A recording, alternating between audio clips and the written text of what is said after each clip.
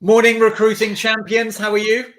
As you can see, today I am joined by the lovely Angela Cripps. How are you doing, Angela? I'm good, thank you. I can't believe I'm up at this time. I got a message at 8:30 saying, "Oh, there might be a problem. Could you join me?" And I was like, "Yeah, let me get my face on."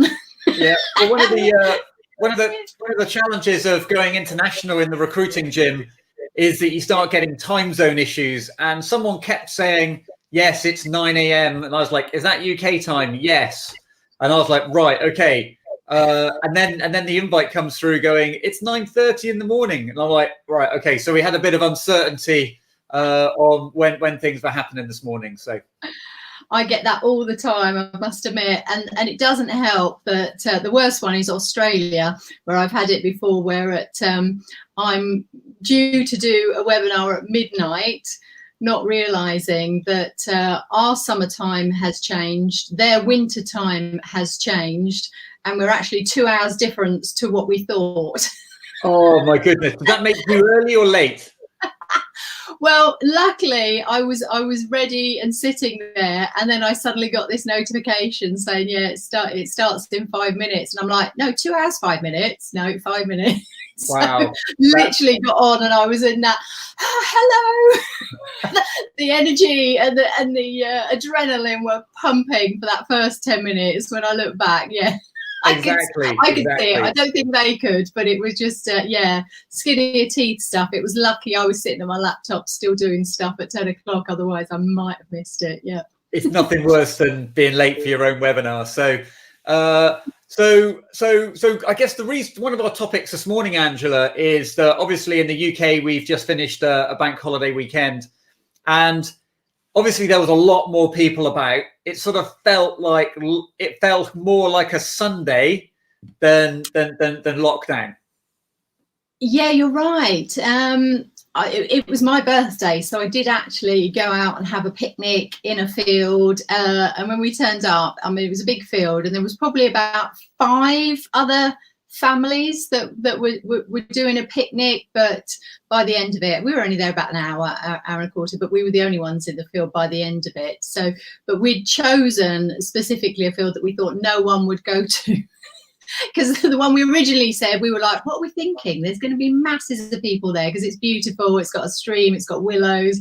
And that was sort of my original plan. But then it was like, no, not going to happen. So you've got to find those still pockets of where it's still quiet, because you're right. It's like it's getting back to normal. The cars on the road yesterday were definitely a lot more than I expected. Yeah. And as the cars get out on the road, the speed cameras are on their way back. Which is good. There was a road I went down and it said, "What's your speed? It's not a racetrack." On one of those things that came up, I thought, okay, obviously has been then. Yeah, no, indeed. So, but I guess as sort of like personal life begins to sort of get back to normal, whilst we're still maybe crossing the road, queuing outside of shops, I get a feeling that June is going to see the start of almost a new normal. It's sort of like we've had new normals every 3 weeks over the last sort of 3 months. But I think I'm starting to hear recruiters are coming back off furlough in June. Yeah. I had a client that I was due to come on here and watch you on Friday morning. And I said, "Oh, did you get to see him?" It was their first day on there. And they went, "We had 6 jobs in on Friday morning and we just had to do that, sorry." And I'm like, "No, don't apologize, because you've got a load of work." Don't fill your immediate vacancies. Come and watch the stand-up. That's what you should have said. I said, it gets put in the gym, you can watch it afterwards, don't worry. Or when you're needing that little bit of push, that's when you go back and watch them. And actually what I've loved, Alex, because there have been some that I've gone back to, so I don't know if anyone else has picked up on this, but the Crowdcast app, you can watch you at 1 speed, 1.25, 1.5 and 2 speed. So your 15-minute webinars I've been doing at 1.5, and right. I can understand you perfectly. So you can do it in 9-10 minutes, but you're even more hyper. Yeah. I listen to audiobooks at 1.25. I watch YouTube videos at 1.5. So especially when it's Americans and they're like, "Hi, how you doing?" Yeah. So, so I guess but I guess the thing is, in the new normal, in Angela, as people start to come back off furlough, what are the main activities that recruiters need to get straight back on when they get back to their desks? Well, planning would be the first one. I was going to say planning. Andy, lovely. We've had a big jump in activity, because the problem is you can very easily jump into all of that activity, take all those jobs, try and work on everything, and end up not placing anything. So we've been talking about it for the what are we on? It's episode 47. There we go. It's been a good old few episodes where we talked about, think about what you want your new normal to be. You don't have to go back to what it was before.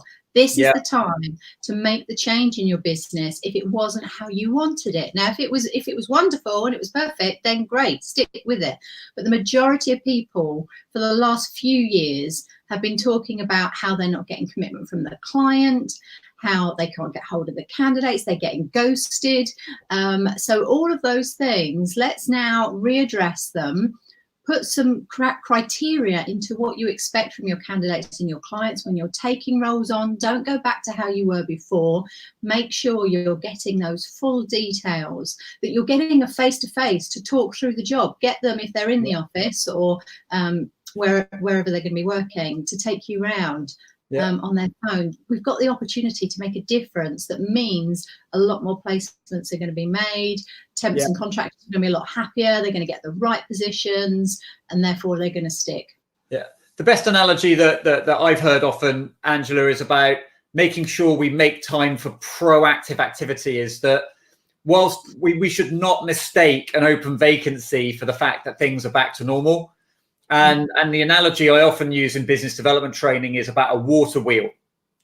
And it takes a lot of effort to get that water wheel moving. And for most recruiters, they might come back in and find a bucket of water and go, woohoo, we're in business. But actually, the water wheel is still stationary. And I think part of what we need to be doing is that we almost need to treat our desks as startups, which is the fact that, right, we need to go and find some clients. Like, who are the clients? Like, we might have a target list, we might have a client list, but who are my new clients? Who are the ones that have things on the go or have enough change going on where I think they're worthwhile talking to? And there needs to be a real sense of urgency in that, because otherwise you'll work that one vacancy and then you'll be like, no, I'm hungry. Yes, and there's nothing there. And the thing is, the likelihood is the client is actually really committed at this point. If they're saying they've got a vacancy, haven't they? Yeah. So at least we're in that scenario, because they're not going to be recruiting just for the sake of it at the moment. And I think we'll still need to ask the question, like, has this role been signed off? Because especially if you're working for a company that's maybe part of a US corporate or part of an international conglomerate or a subsidiary of a large business, is that locally they might still think they've got that authorization to hire, but someone up above may not agree with that. Yeah, you're right. So terms may have changed, processes may have changed, policies, and they either haven't been made aware or they've forgotten, because it's all in the excitement, things are happening. So we need to make sure we're asking lots of qualifying questions at the moment of both the candidates and the clients. Because remember as well, candidates are going to be, I need a job. And it might be that they've really enjoyed lockdown. They've really enjoyed working from home or being at home and spending more time with the family. They're thinking about, right, I need to just get a job and get some money. And they might do it for a few months. And then they may be thinking, well, actually, I want to be working from home more. And therefore they're going to be looking elsewhere. Yeah. So we've got to make sure we get them the right positions that's going to fit in with them longer term. You don't want 2 months down the line things dropping out. Yeah. And I guess that's where sort of re-clarifying with every client that you've done business with, right? What is your home office work split going forward? What are your onboarding plans going forward? And actually calling clients and saying, well, what are your plans to onboard? How are you going to plan the recruitment process? It's not that you're saying, because I think the worst thing you could do, Angela, is ring up and go, have you got any jobs? And then you look desperate. But if you looked at it, which is right, what are your plans? What are your plans to onboard? What are your plans on how you manage your recruitment process going forward? What's your thoughts around using video interviewing, and almost re-qualify those clients, not as prospects, but as how they're going to work to make sure you work in a way that they want to work. And being the realist that I am as well, I'm not a negative person. I always look on the positive, but let's add in, please, to all the clients, what are your plans if there is a second wave? Because the potential is come September and October, we could actually be back to where we were. So get them thinking about what they're going to do in that scenario. We've done it once, so it's not like it's going to be a shock. We know whether things work from home or they don't. But again, we don't want to be sort of 2-3 months in and then everything has to be shut down again. And that person, whoever you've placed, or it makes me sick just thinking of that. Some people say, "Oh, we've reached a peak," and someone says, "No, that's just the first hill of a mountain range." So, it's just so much. There's so much uncertainty in the future, but I wouldn't be planning any building work in the near future anyway. So I think, just to recap, Angela. So if we're coming back from furlough, we need to be planning, and we need to be planning proactive activities. So that's talking to our existing clients to find out how their business is doing.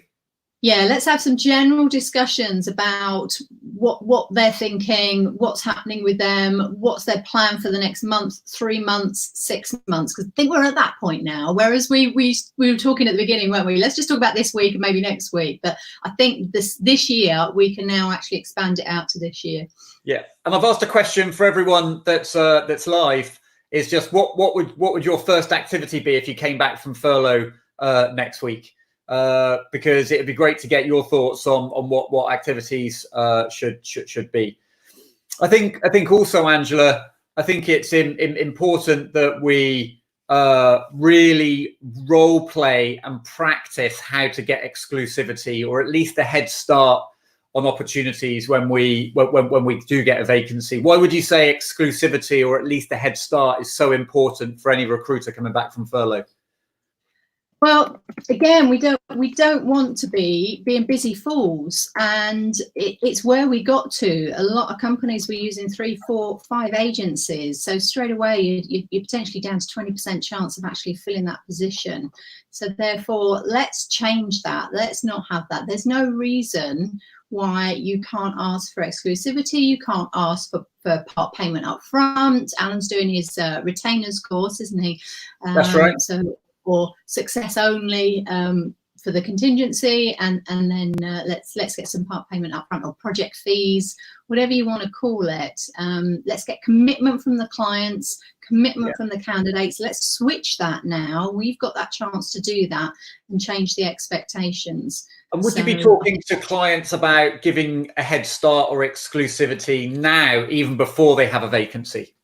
Oh, definitely. Whenever a client, when I started, would talk to a client, they say, "Oh, we're not recruiting at the moment." And I'm like, perfect. Now's the time to think about how you want to do it. Now's the time for me to understand your business. Now's the time for me to come and have a client meeting, to go through how it would work, what we would do, set up a recruitment plan. Let's get it organized now, because when you are recruiting, it then all becomes now. And you haven't got time to do any of that, and therefore it actually misses it. Think about it. If you're looking to, well, do a project on your house, let's just take it back to yours. You don't just suddenly start one day and then start knocking down the wall that day, do you? There's a bit of planning that goes into it as to what you want your house to look like and what you've got to change, and you start getting quotes and finding out how things are going to work and what's the process going to be. It's exactly the same. Don't do it when you need it, i.e. on the day. Do it beforehand. Yeah. And I guess we always try and leave gym members with a takeaway, Angela, and I'm going to leave you with one question to ask your clients with today, which is, when you're speaking to clients, when you're doubling back with clients to find out how they're doing, just ask them, if you got a vacancy, what number call would I be?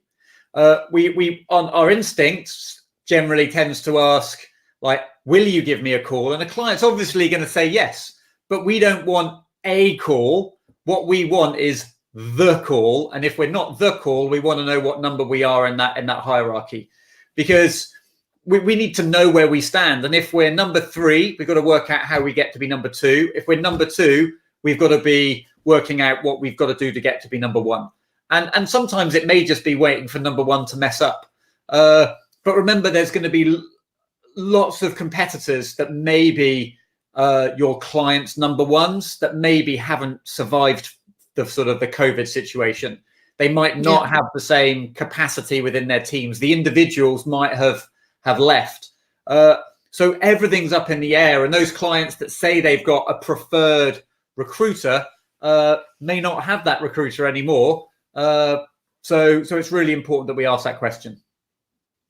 Yeah, or the recruiter may still be furloughed. I mean, it's your chance, isn't it? Yes, that they can't use them. I've just stuck a poll up just to get a sense from the amount of people on here. It'd be nice for us to start taking some temperature checks, maybe every first day of the week, whether it's Monday or Tuesday, as to whether you think the industry is moving. So yes, no, or not sure if you don't know. And Kirsty, talking about engaging with clients and candidates, planning the conversations, making sure that you've got your questions written down, that you know what you want to ask. You're going to have probably a standard good 5 to 10 questions that you need to ask about the situation.